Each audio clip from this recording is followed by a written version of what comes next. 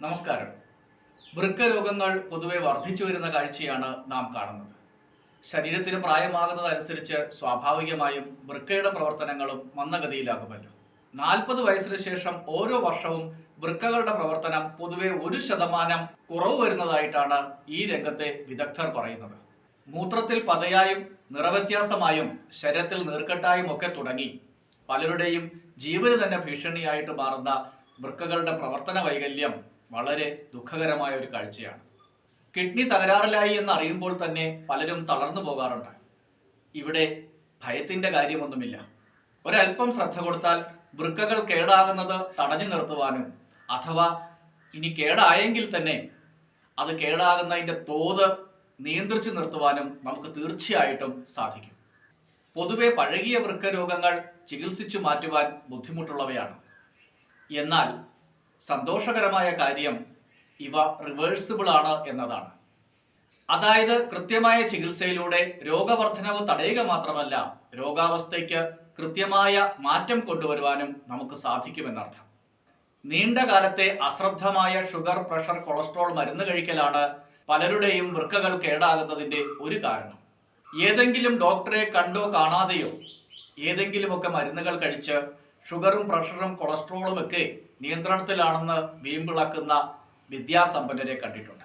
എനിക്ക് തൽക്കാലം വേറെ പ്രശ്നങ്ങളൊന്നുമില്ല എന്നാണ് ഇവരുടെ പൊതുവെ ഉള്ള സംസാരം. ഇതുപോലെ മറ്റൊരു കൂട്ടരാണ് എന്തിനും ഏതിനും വേദന സംഹാരികൾ കഴിക്കുന്നവർ.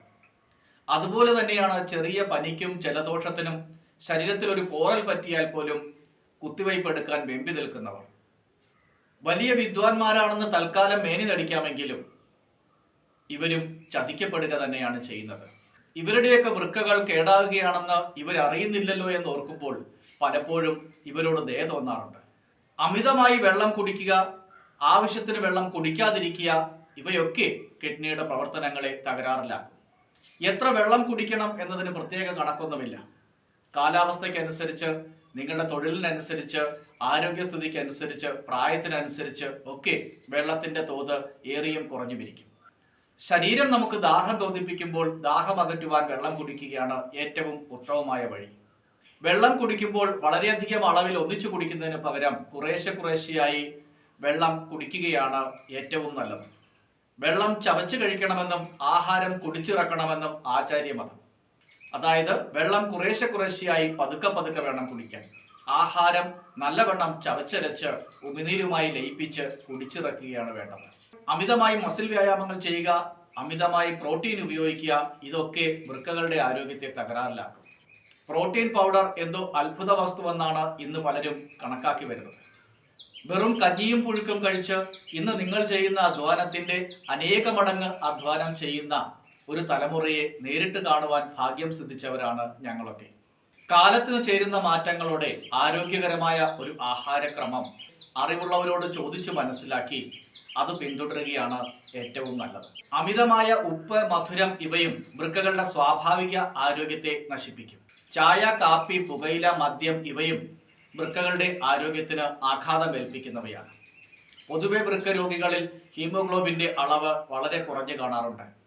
ചായയുടെ ഉപയോഗം അല്ലെങ്കിൽ തേയിലയുടെ ഉപയോഗം ഹീമോഗ്ലോബിന്റെ അളവ് കുറയ്ക്കുവാൻ കാരണമാകുന്നതിനാൽ വൃക്ക രോഗികൾ പൊതുവെ ചായ അഥവാ കാപ്പി ഒഴിവാക്കുകയാണ് ഏറ്റവും നല്ലത്. പകൽ ഡയാലിസിസ് ചെയ്യുകയും വൈകുന്നേരം മദ്യപിക്കുകയും ചെയ്യുന്ന അപൂർവം ചിലരെ കാണാനുള്ള ഭാഗ്യവും എനിക്കുണ്ടായിട്ടുണ്ട്. കലികാല വൈഭവം എന്നല്ലാതെ എന്ത് പറയുവാൻ. അടുത്തത് വർദ്ധിച്ചു വരുന്ന നോൺ വെജ് ആഹാരങ്ങളുടെ ഉപയോഗവും അതുപോലെ ജങ്ക് ഫുഡുകളുടെ ഉപയോഗവുമാണ്. 3 നേരവും കാച്ചിയ പപ്പടം കൂട്ടി മാത്രം ആഹാരം കഴിക്കുന്ന ചിലരെയെങ്കിലും എനിക്കറിയാം. ഇവരെല്ലാവരും പഠിപ്പില്ലാത്തവർ അല്ല എന്നതാണ് ഏറ്റവും വേദനാജനകം. പ്രോസസ് ചെയ്ത എല്ലാ ആഹാരങ്ങളും വൃക്കകളുടെ പ്രവർത്തനങ്ങൾ താറുമാറാക്കും. ഇനിയെങ്കിലും പാക്കറ്റിൽ വരുന്ന ആഹാര പദാർത്ഥങ്ങൾ വാങ്ങുമ്പോൾ അതിന്റെ ഇൻഗ്രീഡിയൻസ് വായിച്ചു നോക്കുവാൻ ശ്രദ്ധിക്കുക. അതിൽ ആദ്യത്തെ 5 എണ്ണം refined flour, vegetable oil, sugar, dextrose, invert syrup, liquid glucose, milk solids, milk fat, artificial flavour എന്നിങ്ങനെയാണെങ്കിൽ കാലാന്തരത്തിൽ അവ നിങ്ങളുടെ കരളിനെയും വൃക്കകളെയും കേടാക്കും എന്ന് മനസ്സിലാക്കുക. ആഹാര കാര്യത്തിലെ കടുത്ത അശ്രദ്ധ കൊണ്ട് മാത്രം ചെറുപ്പത്തിൽ തന്നെ ശരീരം അസിഡിക്കായി മാറിയ അനേകം പേരെ കണ്ടിട്ടുണ്ട്. ആരോഗ്യത്തോടെ ജീവിക്കണമെങ്കിൽ എന്തും കഴിക്കും, എവിടെ നിന്നും കഴിക്കും എന്ന കാഴ്ചപ്പാട് മാറിയേ തീരും. ഈയിടെ ഒരു മാന്യൻ പറയുന്നത് കേട്ടു, ആഹാരമല്ലേ അത് ആര് തന്നാലും നിരസിക്കരുത്. നമ്മുടെ ആരോഗ്യസ്ഥിതിക്ക് ചേരാത്ത ഒരു ആഹാരം കഴിക്കുവാൻ ഒരാൾ നമ്മെ നിർബന്ധിക്കുമ്പോൾ അത് നമ്മുടെ സ്വാതന്ത്ര്യത്തിന് മേലുള്ള കടന്നുകയറ്റമാണ്. അയാൾ ഒരിക്കലും നമ്മളുടെ മിത്രമാകുവാൻ വഴിയില്ല. എന്ത് കഴിക്കുന്നു എന്നതിനേക്കാൾ അതെങ്ങനെ ദഹിക്കുന്നു എന്നതിന് നാം പ്രാധാന്യം കൊടുക്കണം. അതുപോലെ തന്നെ രുചിയേക്കാൾ പ്രാധാന്യം അതിലടങ്ങിയിരിക്കുന്ന പോഷക പദാർത്ഥങ്ങൾക്ക് നൽകണം. അതല്ലെങ്കിൽ വൃക്കരോഗങ്ങൾ മാത്രമല്ല, മറ്റനേകം രോഗങ്ങളും നാം ക്ഷണിച്ചു വരുത്തുകയാവും ചെയ്യുക. ഇനിയുള്ളത് നമ്മുടെ മാനസിക അവസ്ഥയാണ്. നമ്മുടെ മനസ്സിന് നമ്മുടെ ആന്തരാവയവങ്ങളെ സ്വാധീനിക്കുവാൻ സാധിക്കും. നീണ്ടകാലത്തെ ജീവിത നൈരാശ്യവും ഭയവുമെല്ലാം വൃക്കകളുടെ ആരോഗ്യത്തെ തകരാറിലാക്കും. നിറഞ്ഞ സന്തോഷത്തോടെ ജീവിത യാഥാർത്ഥ്യങ്ങൾ ഉൾക്കൊണ്ട് ഉൾക്കരുത്തോടെ മുന്നോട്ട് പോകുവാനുള്ള ധൈര്യം നമ്മെ കൂടുതൽ കൂടുതൽ ആരോഗ്യവാന്മാരാക്കും. രാജയോഗം പോലുള്ള യോഗി ജീവിതചര്യകൾ മനസ്സിനെ ശക്തിശാലിയാക്കുന്നതിൽ നിങ്ങളെ സഹായിക്കും. നിങ്ങളുടെ സമീപത്തുള്ള രാജയോഗ കേന്ദ്രത്തിൽ സൗജന്യമായി നിങ്ങൾക്കിത് അഭ്യസിക്കുവാനാകും. ഇനി അഥവാ നിങ്ങളുടെ കിഡ്നി ശരിക്കും പ്രവർത്തിക്കുന്നില്ല, നിങ്ങളുടെ ക്രിയാറ്റിനിൻ ലെവല് വളരെ കൂടുതലാണ്, നിങ്ങളുടെ കിഡ്നിയിൽ അനേകം സിസ്റ്റുകളുണ്ട്, നിങ്ങളുടെ മൂത്രത്തിലൂടെ അമിതമായി പ്രോട്ടീൻ ലീക്ക് ഉണ്ടാകുന്നു, നിങ്ങളുടെ കിഡ്നിയിൽ ആന്റിബോഡി ഡിപ്പോസിറ്റ് ഉണ്ടാകുന്നു, അതായത് നിങ്ങളുടെ വൃക്കകൾക്ക് ശരിയായ വിധത്തിൽ ശരീരത്തിൽ നിന്നും മാലിന്യങ്ങളും വിഷപദാർത്ഥങ്ങളും പുറന്തള്ളാൻ സാധിക്കുന്നില്ല എങ്കിൽ എന്ത് ചെയ്യണം എന്ന് നമുക്ക് നോക്കാം. ഇത്തരം സന്ദർഭങ്ങളിൽ സിംറ്റമാറ്റിക് ട്രീറ്റ്മെന്റിനേക്കാൾ, അതായത് ലക്ഷണങ്ങൾ നോക്കിയുള്ള ചികിത്സയേക്കാളും കൂടുതൽ നല്ലതായി തോന്നുന്നത് സമഗ്രമായ ചികിത്സാ രീതിയാണ്. അതായത് A holistic integrated approach works well. ഇവിടെ വൃക്കകളുടെ ആരോഗ്യത്തിന് മാത്രമല്ല, നിങ്ങളുടെ പ്രമേഹത്തിനും ബിപിക്കും കൊളസ്ട്രോളിനും ഒക്കെ കൃത്യമായ ചികിത്സ വേണ്ടിവരും. കിഡ്നികളുടെ പ്രവർത്തനം മെച്ചപ്പെടുത്തുവാൻ ഉതകുന്ന നാച്ചുറലും സേഫുമായിട്ടുള്ള മരുന്നുകൾ കെമിക്കൽ മരുന്നുകളെക്കാളും രോഗികൾക്ക് കൂടുതൽ കംഫർട്ടബിൾ ആയി കണ്ടിട്ടുണ്ട്. ശരീരത്തിന്റെ കെമിക്കൽ ലോഡ് കുറയ്ക്കുവാൻ നിങ്ങൾക്ക് ആഗ്രഹമുണ്ടെങ്കിൽ നിങ്ങളെ സഹായിക്കുന്ന തരത്തിലുള്ള നാച്ചുറലായ സേഫ് ആയിട്ടുള്ള കുറച്ച് ഡയറ്ററി സപ്ലിമെന്റുകളുടെ ലിസ്റ്റ് ഡിസ്ക്രിപ്ഷനിൽ കൊടുത്തിട്ടുണ്ട്. ഇപ്രകാരം കെമിക്കൽ ലോഡ് കുറയ്ക്കുന്നതോടൊപ്പം ആരോഗ്യകരമായ ഒരു ആഹാരക്രമവും ജീവിതക്രമവും വൃക്കരോഗികൾക്ക് അത്യന്താപേക്ഷിതമാണ്. പൊതുവെ വൃക്കരോഗികൾക്ക് നൽകുന്ന ഒരു സാധാരണ ആഹാരക്രമത്തിനുപരിയായി, അതല്ലെങ്കിൽ ഒരു ഡയാലിസിസ് ഡയറ്റിനുപരിയായി, ഓരോ രോഗിയുടെയും അവസ്ഥയ്ക്കനുസരിച്ച് അവരുടെ തനത് ആഹാരശൈലിക്ക് ചേരും വിധം നൽകുന്ന കസ്റ്റമൈസ്ഡ് ആയിട്ടുള്ള ഡയറ്റ് കൂടുതൽ ഫലപ്രദമായിട്ട് കണ്ടുവരാറുണ്ട്. എന്തായാലും വൃക്കരോഗ ചികിത്സയിൽ ആഹാരക്രമത്തിന് വലിയ പ്രാധാന്യമുണ്ട് എന്ന കാര്യത്തിൽ യാതൊരു തർക്കവുമില്ല.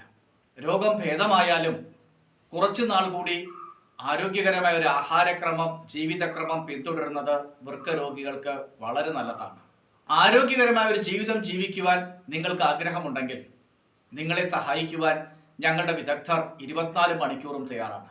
ഞങ്ങളുടെ വിദഗ്ധരുടെ നിർദ്ദേശങ്ങൾ ഉൾക്കൊണ്ട് ആരോഗ്യത്തോടെ ജീവിക്കുന്ന അനേകായിരം പേരാണ് ഞങ്ങളുടെ കരുത്ത്. അതിന് ഞങ്ങൾ സർവേശ്വരനോട് നന്ദി പറയുന്നു. ആരോഗ്യകാര്യങ്ങളെക്കുറിച്ചുള്ള എന്ത് സംശയങ്ങൾക്കും നിങ്ങൾക്ക് മടി കൂടാതെ ഞങ്ങളെ വിളിക്കാം. നമ്മുടെ നാടിന് ചേരുന്ന, നാടിന്റെ തനത് ആഹാരശൈലിക്ക് കോട്ടം വരാത്ത ആരോഗ്യകരമായ ആഹാരക്രമത്തിലൂടെ, ജീവിതക്രമത്തിലൂടെ നിങ്ങളെ ആരോഗ്യത്തിലേക്ക് കൈപിടിച്ചുയർത്തുവാൻ ഞങ്ങളുടെ വിദഗ്ധർക്ക് സന്തോഷമേ ഉള്ളൂ. എല്ലാവർക്കും ആയുരാരോഗ്യ സൗഖ്യം നേർന്നുകൊണ്ട് വീണ്ടും കാണാം.